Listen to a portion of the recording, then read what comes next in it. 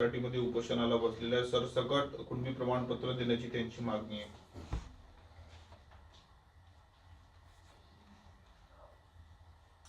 आता ही 10 वर्षे जरांगे पाटील असं धरायचं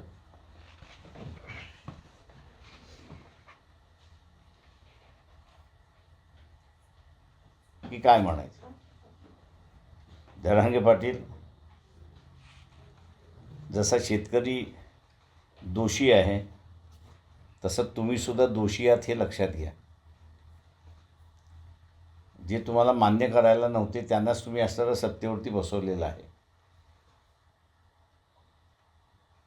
देवेंद्र फडणवीसला तुम्ही टार्गेट केलं पण BJPला टार्गेट केलेलं नाही. आणि BJPलाच तुम्ही सत्तेवरती बसवलेलं आहे की जे BJP तुम्हाला असताना सर्टिफिकेट द्यायला तयार नव्हतं.